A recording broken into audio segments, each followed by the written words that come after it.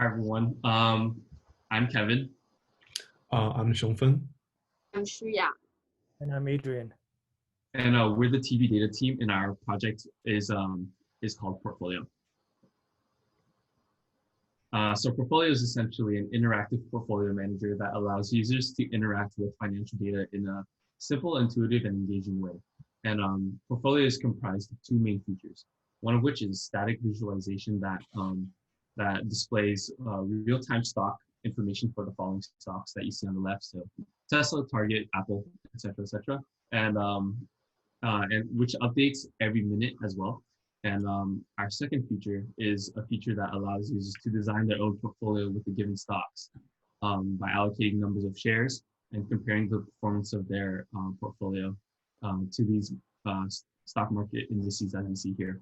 So to kick off our demonstration of portfolio, I hand it over to Adrian to go through our first feature. All right, thank you, Kevin.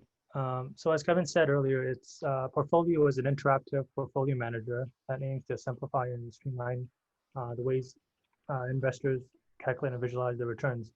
And the reason we created this app was because, while there are many financial websites and APIs out there that track prices and indices, they're often tedious to use.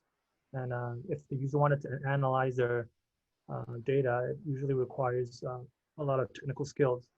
And that's why we created Portfolio, where we wanted to create a one-stop shop for investors to very intuitively visualize and perform analysis with nothing but just their mouse. So with that said, let's get to our first visualization here, our first feature, that is, which is this interactive stock chart displaying real-time stock prices for a selection of 10 high-performing stocks. Now note here that this chart here is updated in real time as data is made available on trading days. And we also decided to exclude weekends and closing hours, which is why you can see this jump here from last Friday to Monday today.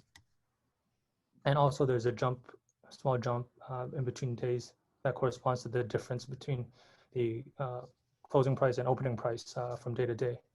Now, the nice thing about these plots is that it is interactive, and if you want to track a particular stock, you can just hover your mouse over it and it will show you its price and how it varies over time. And this provided in very high granularity. And in addition to this global view, you can also zoom in to a particular day for a particular stock.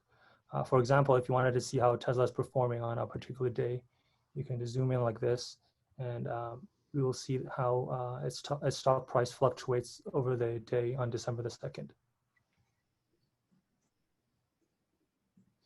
And as I said, this chart, the data here is updated in real time as data is made available. And this is facilitated by a lot of work that goes on behind the scenes with the data acquisition and also maintaining the database.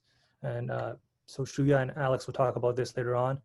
But for now, I'll hand it over to Kevin to talk about the second feature we have. All right, so I'll be talking about our second feature, which is the interactive portfolio.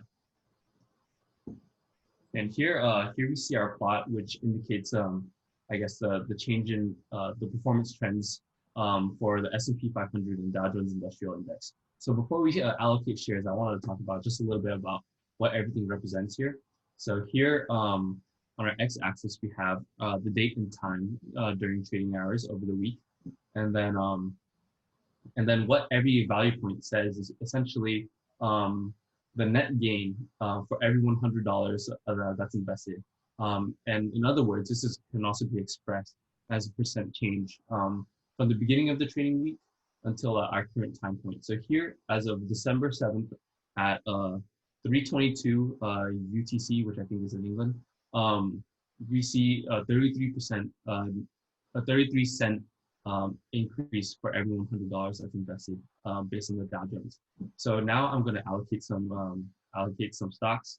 So let's say I want to add 10 Apple stocks, and then we see our portfolio line show up here. And then we can do this for multiple stocks as well, and then it'll show the combination. So essentially when we add our stocks, it's essentially a weighted sum of our stocks, and it takes the total value of our portfolio at one time point and compares it with this very first time point here.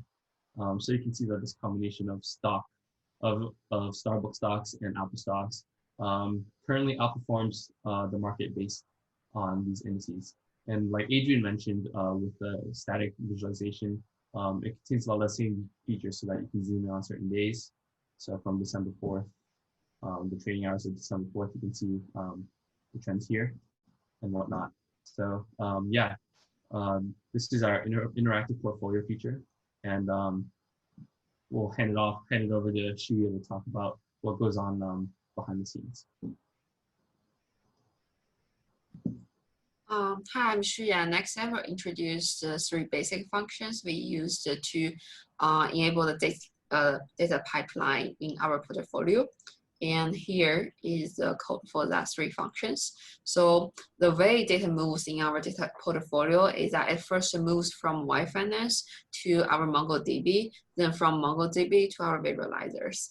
And here is the first function we used to update the newest data from Y Finance to our MongoDB database.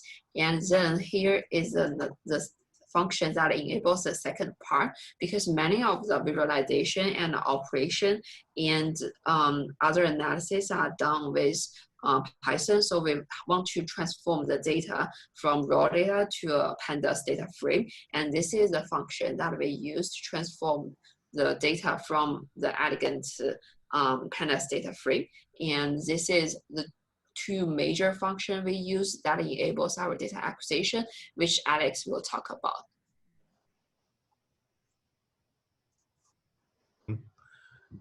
The data acquire part is pretty straightforward. So basically, the data is from the open source library Y Finance. For each store in the portfolio we will set the interval to 1 minute to have 1 minute level data, and then we will auto merge them into one portfolio, one data frame, and sort by the date time. In this case, we will have some missing value, but we get to preserve all the data points, which is good for the scatter plot.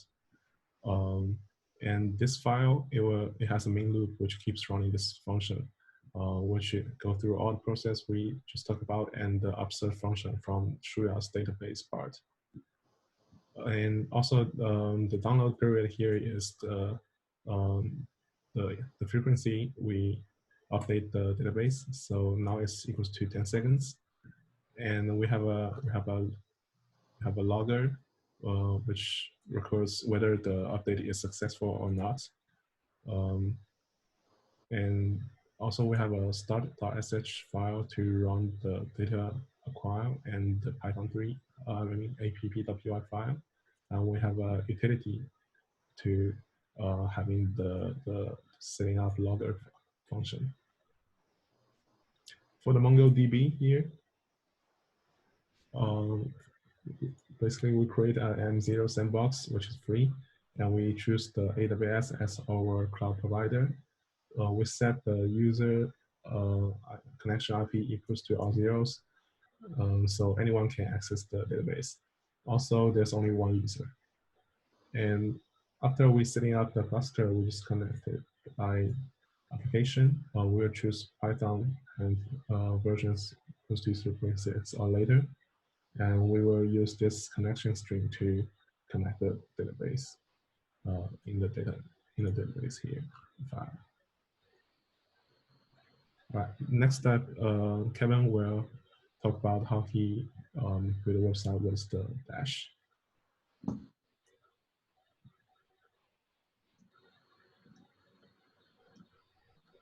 Okay, so here we have the code from our app.py file, which basically creates what you see on what you see here in portfolio. So app.py is created using a Python library called Dash, which is also inextricably linked to Plotly. So so here in Dash basically allows you to develop visually appealing and interactive web applications or data-related web applications all exclusively in Python, so no HTML, CSS, or JavaScript is necessary to be able to use Dash. So here you see a lot of HTML elements here. A lot of our text-based elements are written using Markdown elements from Dash core components, which is another really useful library in Dash. And yeah, our visualizations are plotly graph objects here, and plotly graph objects allow for the functionality to hover over data like you saw before, and also to zoom in. And also, like Surya mentioned, we also make use of the fetch all stock as data frame method from the database file to get our data as data frames so that we can create visualizations upon them. So yeah, this is basically how app is made. Our interactive portfolio, we also have input components here that allow us to add values that connect over to this function, which then allows us to create our own enhanced version of a visualization and whatnot. So yeah, next, hand it back off to Adrian to talk about how we deployed our app using Heroku.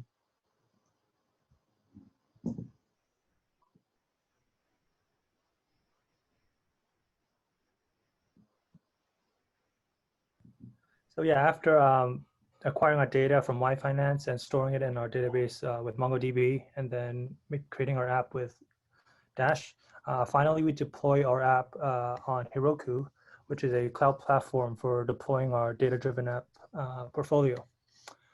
So as you can see here, pretty simple interface on Heroku.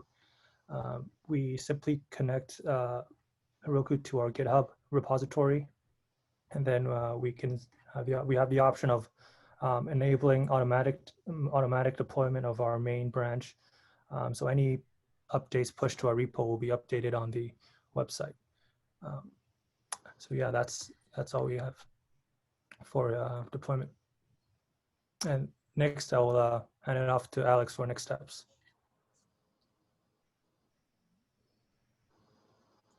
So the last section is about the next steps. So we're trying to apply a new enhancement called LSTM prediction. So LSTM is an artificial recurrent neural network which performs well on time series data. And our idea is to train an LSTM model for either an individual stock or the whole portfolio in real time.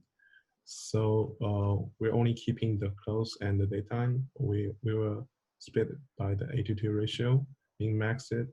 And after the preprocessing, we will train a model here. We're using 15 neurons and 4 hidden layers running through 100 epochs. Then we will make the prediction based on that model.